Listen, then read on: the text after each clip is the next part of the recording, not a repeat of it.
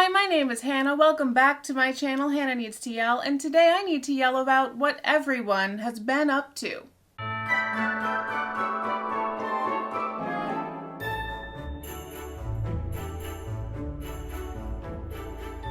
Hi, happy holidays, happy new year, happy end of 2022, good riddance, and welcome to 2023. Cheers.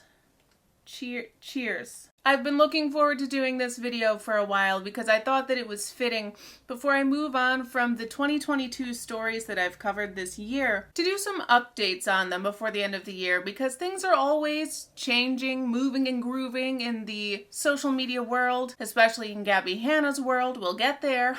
So sit back, relax, get cozy, get a drink, get a snack, and we're going to check up on all of the people that I've done stories about this year and see what they've been up to, if I need to yell about them further, or if it might even be a positive yell. There's at least one positive yell in here today. By the way, like, subscribe, join my Patreon if you want to support my channel. Turn on your notifications because I've had some people say they did not get notified about my last video. There are theories that it was getting suppressed because of the subject matter, so do go check it out. I think that you'll find it interesting and important. Also, guys, just so you know, I am like this close to 10,000 subscribers, so can you just check to see if you're subscribed? If you're not and you watch my videos often, maybe click a subscribe there. It's free for you, but it helps me out a ton. You can always unsubscribe later if you so choose, and once I hit 10,000 subs, I want to do a live stream to celebrate, so maybe we can make that happen by the end of the year? I don't know. You tell me. And now let's get into it. I figured the best way to go about these updates was to go in chronological order of the videos that I put out this year. So that means starting with my videos at the beginning of 2022 about the Creepshow art mess. To be honest, my big long Creepshow art video is my favorite video that I've made this year, so I'm happy that it's the one that has the most views on my channel, and I'm very happy that it's the way that many of you got to know me. After Creepshow art broke the commentary community with her December 31st upload, we have not heard anything from Shannon and Anthony that I know of. They stuck to their word, and that was their last video on Creepshow art's channel as of filming this video. So there's not much else to say there, except thank God. As far as Emily Artful, the subject of Anthony and Shannon's years-long stalking crusade, she made a response video that she uploaded on February 8th called "I'm Done, Shannon," as she should be. I did not make a video responding to that video of hers because I just felt like there was nothing for me to add. Emily said everything she needed to say perfectly, and honestly, she's a much more concise speaker than I am. So if you want to hear anything about how that story wrapped up, just go to Emily's channel. I'm not required here. My meticulous work is done. Shortly before this video that Emily published on February 8th, she published another video called "Sobriety and Why It's Never Perfect," which was not technically a response to Shannon's big old video, but it was kind of a response to that video because of how the topics were very related. I'm just mentioning this video because I thought it was a really nice video, so I just recommend that you go watch it. Now, Emily's uploads since this whole situation at the beginning of the year have been a little sparse, but that is to be expected after such a life-changing event for her. After taking a bit of a break, Emily beautifully described her process of healing from years of stalking in a video that she uploaded on October 5th, 2022, called "Why I Had to Walk Away Over 1 Year Later." A little over a year ago, I publicly discussed being harassed and stalked for nearly a decade by a public figure who, at the time, had just been caught anonymously disparaging their friends, family, and colleagues on a gossip website. Instead of taking accountability for what they had done or bowing out gracefully, said public figure decided to unleash every nasty little detail of my past as a teenaged addict in an attempt to discredit me. Funnily enough, this just added further credence to my allegation of stalking and harassment, and at that point proved to most people this public figure had, in fact, targeted me for all that time. After everything that happened surrounding that public figure and myself, initially I felt okay. But as time went on, I was struck suddenly by a delayed reaction to all that had happened. A dark cloud formed over me and swallowed me whole. I isolated myself completely and became fearful of leaving my home. The world moved on to the next thing, and I stayed stuck, This is the real-life aftermath of being a stalking victim. It doesn't just go away when people stop talking about it. I have a lot of hope and a lot of love and a lot of genuine, deep care for this community. And although I have relegated myself to the sidelines for the last few months, I've still made sure to peek in and see everyone's beautiful art and projects and discussions. That wonderful feeling of being a part of a community is one I cherish and hold dear, and is another very important gem that has kept me going all this time. So this is why you've really only seen bits and pieces of me recently. It's because I was quietly trying to heal the parts that tend to hide when hurt, and that's okay.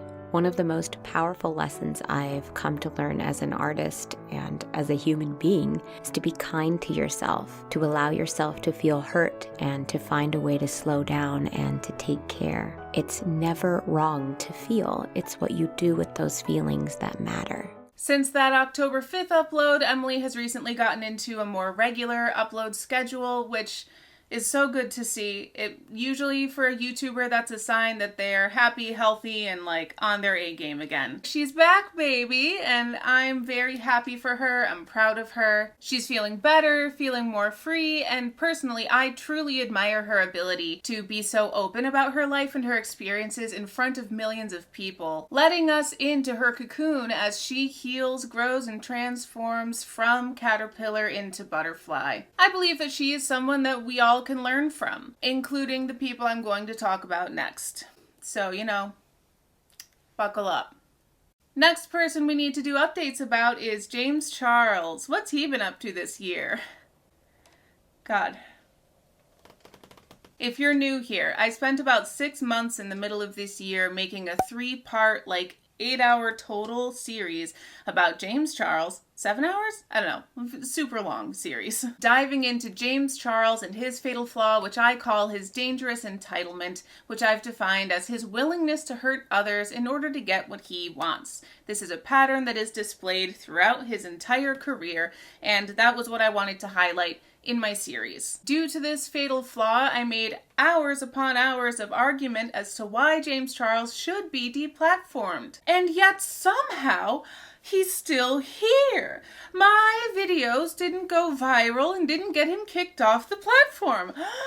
What a surprise. Now, in that series of videos, the latest thing that I talked about in the James Charles timeline was the Ricky Murda story, which took place in December of 2021, about a year ago. As for 2022, James has had a more mild year, though it has not been without controversy. In June, he posted a video, either on TikTok or Instagram stories, I don't remember which, where he was complaining about how he wanted more friends who were spontaneous and who he could call up at any second and take on an adventure. I need more spontaneous friends. Where do I find these people? All of my friends in my life are very much schedule in advance. Let's do next Friday at 4 p.m. type of people, which is fine. There's nothing wrong with that.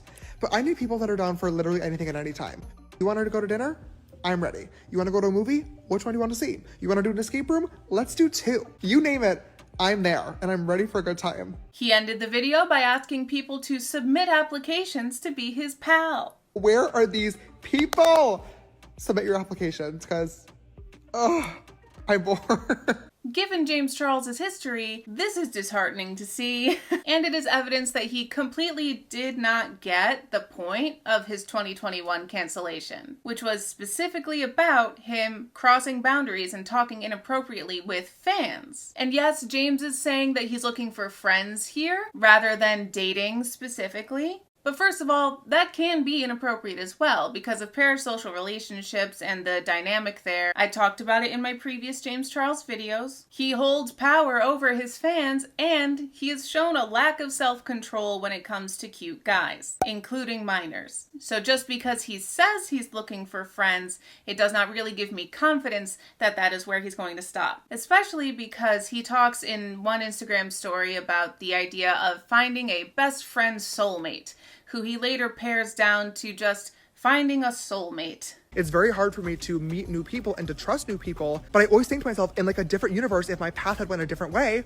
would I be in a relationship? Would I have a, amazing group of friends? Would I have a best friend soulmate? But I've never met them because our paths went a different way. And if so, how do I find them? Because I want to meet those people. They could be in my DMs right now saying, hey James, let's go bowling. Hey James, let's go to the movies. And I would just be scrolling past, not having a clue in the world that like that person was destined to be a soulmate. Aye.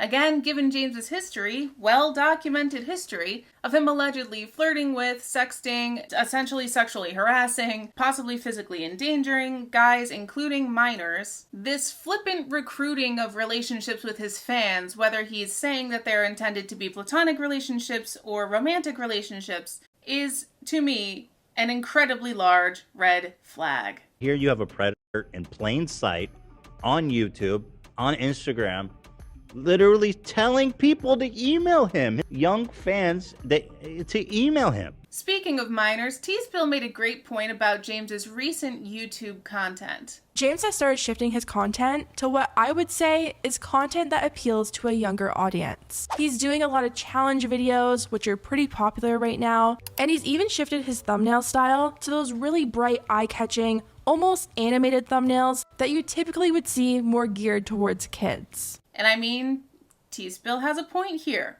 You can definitely see the shift in James's content to more challenge videos and more generally videos that kids watch. You can also see that his views are down after his 2021 cancellation, which is great in my opinion, since he met those allegations with such a blasé attitude and false promises to change, allegedly. But it's not a good sign to see that the views that he is still getting are from videos that are focused toward kids. I'm very sus about the fact that he seems to be trying to introduce himself to a new up-and-coming young generation, rather than just doing the work internally that he needs to do to make amends with the current audience that he already has of the Gen Z and millennial generation. Or just getting off the internet entirely. That would be best.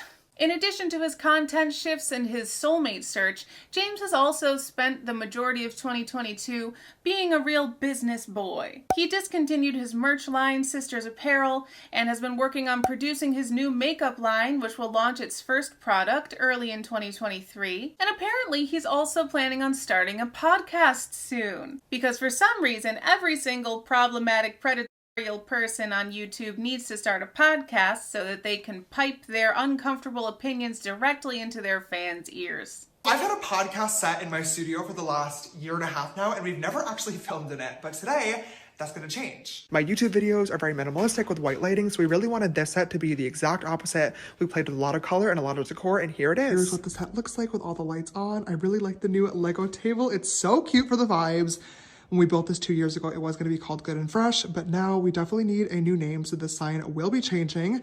If you guys have any suggestions or ideas, please do let me know in the comments down below. Definitely starting to feel a little bit official, and I am very excited for this potential new journey. What do you guys think? Listen, I don't really care about his makeup line. I'm sure that his stans are gonna buy every single thing, sell him out, rave about it, and the rest of us are going to look on with cringe in our hearts. The podcast bothers me a little bit more, but it also confuses me because basically James is setting himself up for two different audiences. His channel is all kind of kid-friendly content now, so that'll appeal to current, teens and kids. But podcasts are currently most popular among millennials and older Gen Z, which is also the generation that has thoroughly canceled James Charles. So, who does he think is going to listen to this podcast? I'm sure he'll have some support from the same stans that are buying his makeup line, but I just don't get it.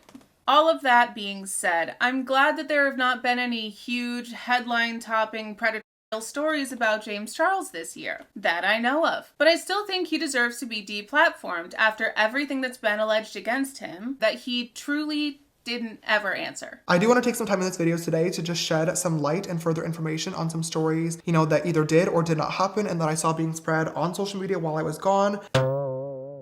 It eventually became the 20 victims of James Charles. I am not going to go through this list one by one. In the Ricky murder story, we allegedly saw James trying to blackmail Ricky into staying silent. So I feel that it is fully possible that some more shit may have gone down behind the scenes, and we just haven't found out about it. This is why the friendship applications he was asking for in the summer are such a bad look for him. Ultimately, I'm over James Charles. I think that we all should be. There is nothing that he offers to the YouTube community that is not offered by hundreds, thousands, even millions of other creators. And just because he could appear to hold it together for like the past 5 months does not mean that he ever learned a damn thing from last year or the previous 2 years. In my opinion, he clearly still needs to get off the internet. Next up, Gabbie Hanna.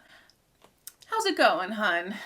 Gabbie Hanna has had quite an eventful few months, to put it mildly. I made a couple of videos covering the story of her manic episode and the aftermath of it back at the end of August into September, and here on my channel we all had a nice complex conversation about neurodivergence, manic episodes, bipolar disorder, which was absolutely lovely in my opinion. Since then, it seems that unfortunately Gabbie has fallen from the highs of mania into the lows of depression, which is to be expected with bipolar disorder. To be honest with you, I'm not exactly mad about the stuff that she's posting right now.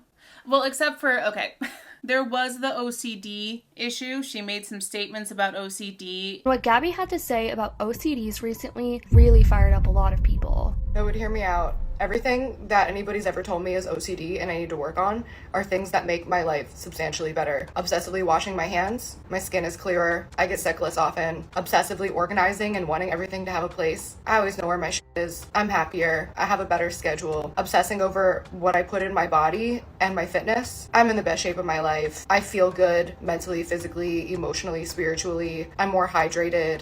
I make better choices. I go to bed earlier. It's like they took all of these things that when done properly and allowed to be expressed properly and put a blanket disorder over it. You're out of your motherfucking mind. I don't buy it. Sorry. And the OCD community had to call her out about it. The false narrative that OCD is something that's desirable adds to the already large stigma surrounding the disorder. So Gabbie, would you still be saying that OCD improves your life when you wash your hands so much to the point that they start cracking and bleeding? When you can't see your friends or family because your OCD tells you that they're dangerous? When you can't leave your house because the outside world is contaminated? When you have no free time because you spend hours upon hours a day performing compulsion? I didn't think so.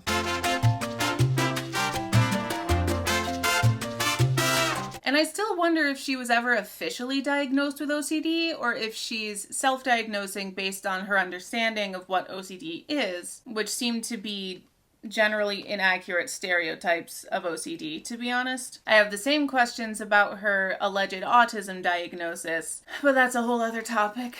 Aside from that, Gabbie has been posting a lot about her feelings on TikTok recently in a way that honestly some people may consider oversharing, but I will note that this is a common thing for neurodivergent people.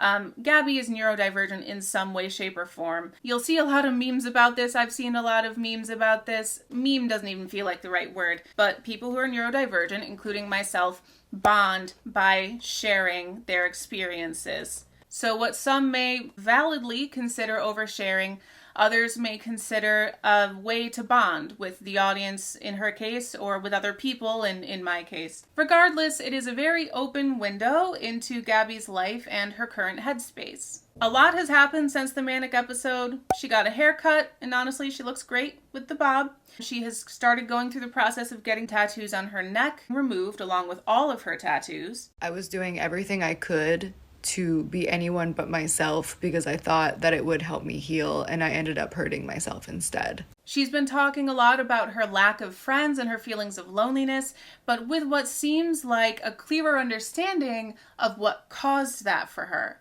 Man, I wish I had some friends.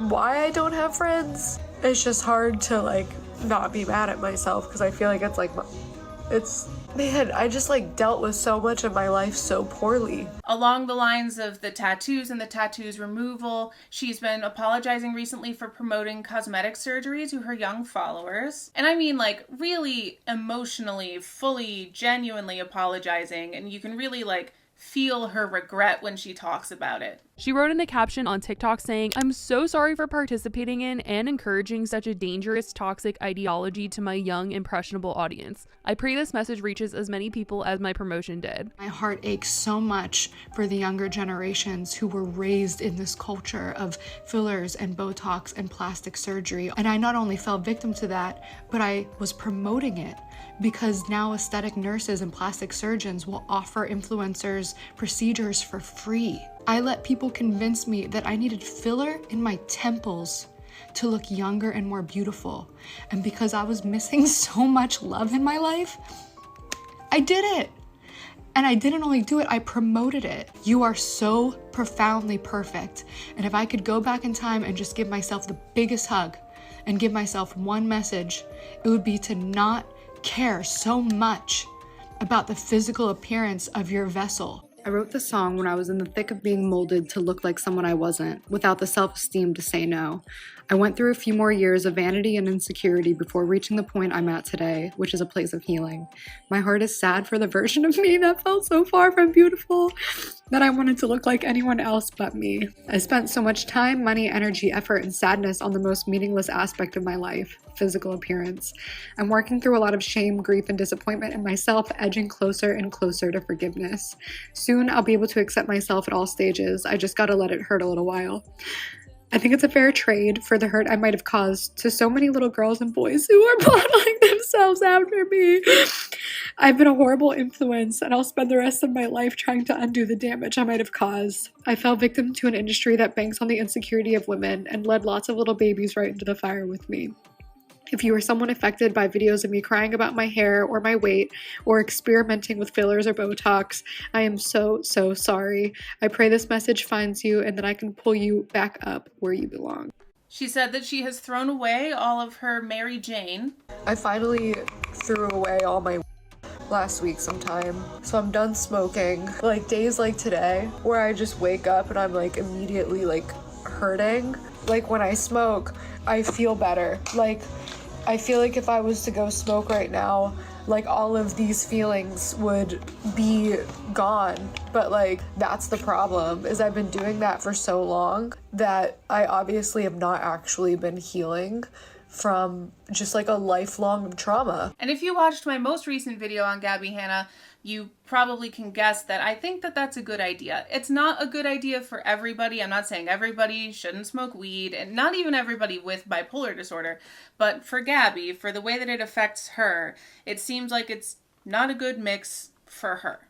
Gabbie has also talked about her process of forgiving other people, as well as her difficulty with forgiving herself. I've gotten to a point like a while ago where I started forgiving just like everybody for like everything, right? But I'm still having so much trouble forgiving myself. I certainly don't envy her feeling this way. That kind of guilt is really tough to deal with. But it's also a positive sign to me that she finally understands that indeed she has done wrong in the past and hurt other people. And she's feeling guilty because she knows she needs forgiveness. I think she'll have an easier time forgiving herself if she apologizes to other people and receives their forgiveness. Not that she is owed their forgiveness just for apologizing, but if and when any of the people that she's hurt are willing to forgive her, I think that will help her lift that heavy weight off of herself. So yeah, it generally seems to me like Gabbie's in this place of self-reflection, healing, growing, wanting to make positive changes, or at least changes that she views as being positive. And it is a lot to put out on social media. It is a heavy burden for her audience to bear, so I would not be surprised if a lot of them stay away from this content of hers, although certainly many are drawn in by it. There are mixed reactions going on to what she's putting out. A good amount of people are feeling concerned for her again, while others are suspicious and feeling like they can't trust what's going on. She's the girl who's cried wolf too many times, so they don't want to feel bad for her. My take on it is I don't think that Gabbie is trying to make you feel a particular way. You don't really have to feel any way about Gabbie's content. I think this is just how she is. She views social media as her diary, and so she's gonna post what she wants to post in there regardless of the reaction. I don't really think that it's a tactic to gain sympathy as much as it's just her like word vomiting all of her emotions all over TikTok. Gabbie is open about her highs as well as her lows. If you like it, watch it. If you don't, don't. But for people like me who want to keep tabs on her safety, it's handy. At the end of the day, I wish Gabbie all the best in this phase of, dare I say, growth, healing, maturing. She's exploring her spirituality, she's allowing herself to fully feel her feelings, she's creating and releasing music, and while she does also seem to be going through some struggles, she's in a more grounded place than she was in August and September, for sure. I sincerely hope that she finds the support system that she needs, even if that means moving away from LA, which is something that she's talked about a few times recently. And most of all, I hope that that support system grows to include medical and psychological professionals that can help her more than she can help herself. I am still genuinely worried about her safety in her next manic episode, should there be one. Now, at least as of December 3rd, Gabbie seems not to be in therapy. Maybe it was because I didn't love myself. And since I didn't love myself, I was looking for external love to make me feel whole. So when the external love went missing, so did I. So that's not a great sign on that front, but she seems to be on an overall positive path right now. So I'll withhold my criticism in that regard and just say, we'll see what happens. I'm wishing her all the best though, honestly. Next up, let's talk about Shane Dawson. You better not. Now, the last more drama-ish video that I made about an influencer this year was about Shane Dawson hiring Destery Smith as his podcast editor and promoting him on his Shane 2 channel, which I found, personally, to be one of the grossest ways that Shane Dawson has ever used his massive online influence. And that's purely because of who Destery is, what Destery has been accused of doing, and Destery's smug refusal to address allegations, pretending that he's taking some kind of a holier, higher road. Even if I was to explain context of some of the things being said about me, not only would it not help people's image of me, but it would also be dragging someone else's name through the mud. And that is just something I can't do. Even if it exonerates me and everything is great, but it was at the expense of someone else being thrown under the bus, I just won't do it.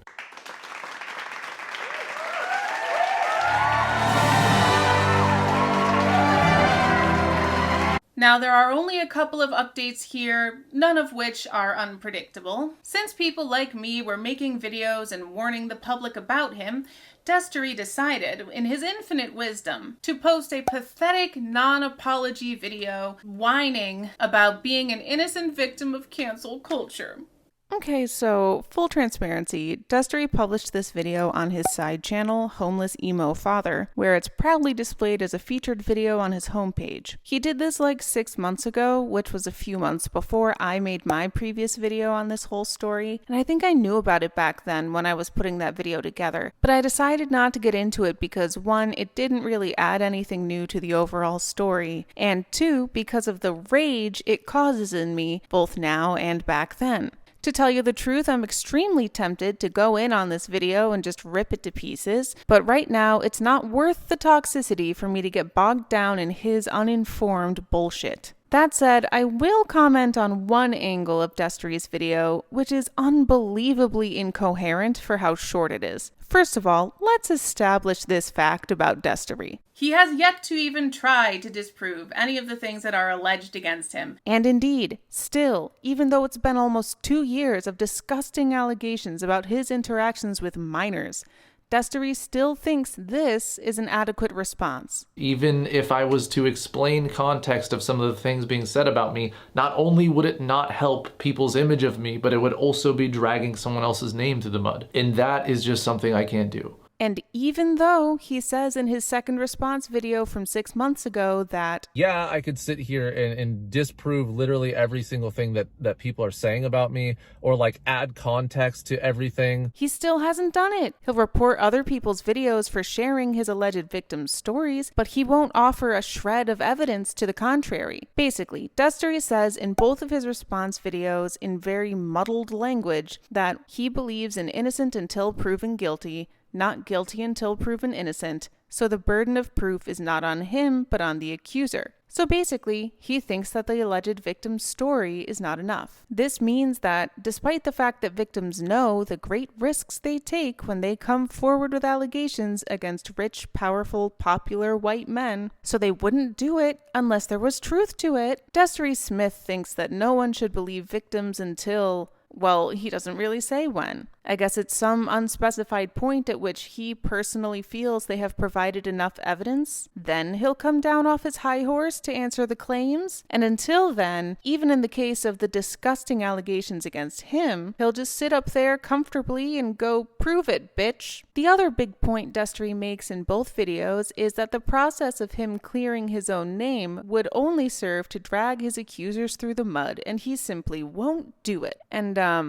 I call bullshit. He wants us to believe that he is seriously so comfortable with these allegations hanging over him for the rest of his life that he won't provide something, even if it's just his side of the story, like a lot of these young ladies who don't have screenshots available. No, he's just such a good, kind, wholesome, sweet ex-lover that he just can't bear the thought of proving he's not someone who committed sexual harassment, sexual assault, soliciting and owning alleged hordes of CSAI and other crimes against minors. He wants us to believe that that's how he's comfortable being seen.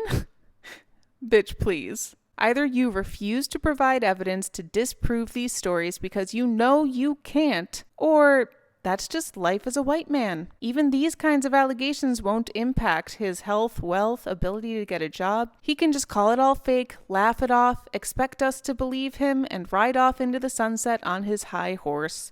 What a life. So Destery thinks the accusers should have to prove it, and he shouldn't be seen as sus for not trying to disprove it. But oddly enough, he compares himself a lot in this video to, you guessed it, Johnny Depp. The weird thing about that is, by trying to compare himself to Johnny Depp, he reveals exactly how he doesn't compare to Johnny Depp. Early on in his video, Destery says this. When Amber Heard came out, against Johnny Depp to begin with, saying that he was like an abuser or whatever, the whole world was just like, okay, cancel Johnny Depp. He's the worst human being ever. How dare he? Piece of shit, right? And it wasn't until he came out with like his own evidence that was stronger that people started to be like, oh, no, just kidding, cancel Amber Heard. Yes, Destery, exactly. Johnny Depp provided evidence that he did not do what Amber Heard accused him of, and therefore she had defamed him. Johnny Depp provided evidence. And then a jury of his peers assessed the evidence that he provided and the evidence that Amber provided, and they found that all the evidence lined up more with Johnny's version of events than Amber's. So, because of his evidence, the jury sided with Johnny. The only way he could have won his case was by providing evidence. So he did. So if you want so badly to be like Johnny Depp, pony up, Buttercup. Because this shit is not going away until you do. This is how your name will go down in history. And as much as we would be overjoyed to hear that you didn't actually hurt all these young women, because like I've said several times on this channel, we don't want to believe that you're this way. But when they give us something and you give us nothing, we cannot just dismiss and ignore their voices, especially because, Destery, there are so many voices. Listen, like it or not, the social media environment currently is like a court. One person accuses another of doing something bad and provides some sort of evidence or testimony. Next, the accused responds to the accusation, providing their own evidence and or testimony. Finally, the world of social media becomes a jury of your peers, assesses the evidence and testimonies, and each person decides for themselves who is telling the truth. If a lot of people conclude that you are the one in the wrong, the resulting backlash may feel like cancellation. But to be honest, with the gravity of what's been alleged against you, Destery, I would think you would be grateful that you're not rotting in jail right now. But back to the analogy. In a court of law and on social media, someone has to start this process off. by filing the lawsuit or making the accusation. This starts the rigorous vetting process, which, while it may be unpleasant, is ultimately aimed at achieving justice in the end. In these scenarios, there is no option to just ignore what's happening and not respond. Technically, you have responded twice, but by refusing to defend yourself or provide any evidence for almost 2 years. You seem to be admitting that, 1, you really think we're all stupid enough to believe that you're such a nice guy that you're okay with being forever labeled as a pedophile, or 2, you can't actually defend yourself or disprove the accusations against you. Can you, Destery? I gotta say, Des, if someone had accused me of what all these young ladies have accused you of, and I knew for a fact that it was completely untrue, I would care a lot about these accusations, and I would fight tooth and nail to prove myself innocent. Because that is not the type of person that I would ever want to be seen as. I would not be trying to suppress videos of people talking about this, nor would I be sitting in a car whining about being a victim. But I would pull out the big guns, the evidence. And the fact that Destery is not doing that speaks volumes to me, meaning that I don't think that he can disprove them.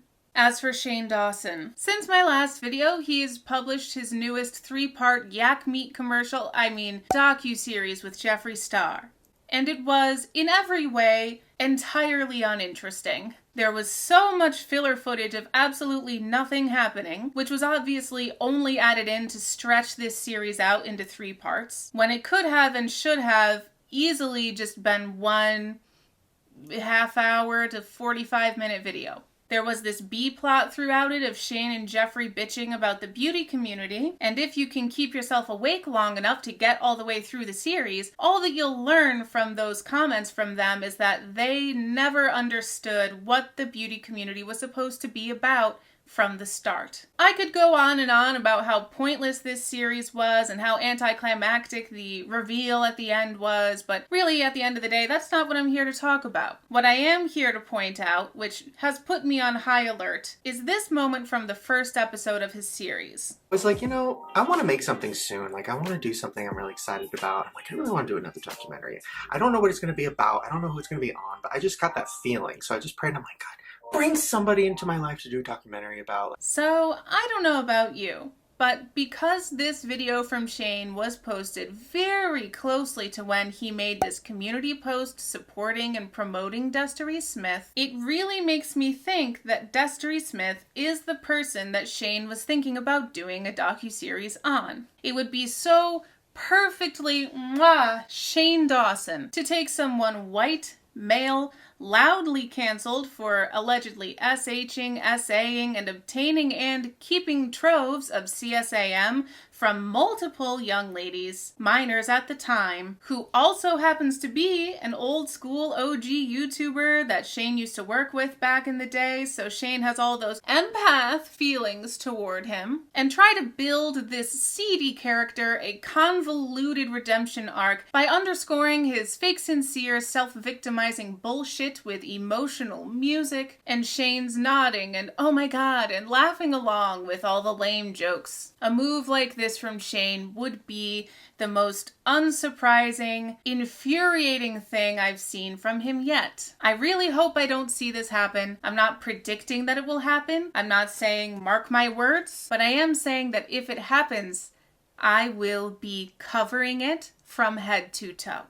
So I guess the moral of the update with Shane and Destery is that we need to wait and see what happens. What matters the most to me is spreading the word that Destery Smith is an active danger to his fans. So I will be watching this space closely. Don't you worry. Finally, the last 2 videos that I posted this year were a little bit different. They were not related to influencers. The first one was a commentary piece where I talked about my own life and experience as a fat person and my choice to get weight loss surgery. And then my most recent upload was a video where I showed you guys the allegedly very racist HR training that I had to go through, which was, ironically enough, trying to teach me how not to be racist. So That was fun. There aren't a lot of updates to add to these two videos other than I had my surgery, recovery is going great, and I eat small portions of mostly protein right now. And my job has not yet discovered my HR training video, so I'm not in trouble yet. We'll see how long that lasts. These are examples of some of the other types of topics I want to introduce on my channel, aka not only talking about problematic influencers all the time, but other problematic things in the world. I enjoyed making these last two videos, even though they got fewer views, and I think that you guys would enjoy watching them. So if you didn't notice those uploads, or if you didn't get notified about them, because again, there's been some theories about at least one of those videos being suppressed, I really hope that you check them out, especially my most recent one about racism in healthcare, because everybody needs healthcare at some point, so it is a topic that affects all of us. And that's it. This is the end of the year roundup and updates. Most of all, what I want to say right here is thank you all. I've had a wonderful year here with you. You've been an amazing audience. I really appreciate you watching my hours-long research projects and appreciating my meticulous bitchiness and really welcoming me into the commentary community with open arms. I'm looking forward to the new year. I certainly have a long list of video ideas that I've been raring to get into, but I also always want to hear from you guys what topics you're interested in, so please feel free to leave more of those below. I'm trying to publish videos a little bit faster, if you haven't noticed, over the past couple months, so I can address things in a little more of a timely fashion. So don't be afraid to put some timely topics in the comments. I might be able to actually address them while they're still relevant. Thank you so much to my patrons for supporting me this year as well. I know the Patreon has been I need to work on it a little bit more, but I appreciate those of you who stuck with me while I was learning how to do this for the first time. Your patience and your care for my mental health and everything else that you guys offer has been just so appreciated and such a beautiful foundation upon which I'm going to build whatever this YouTube career turns into.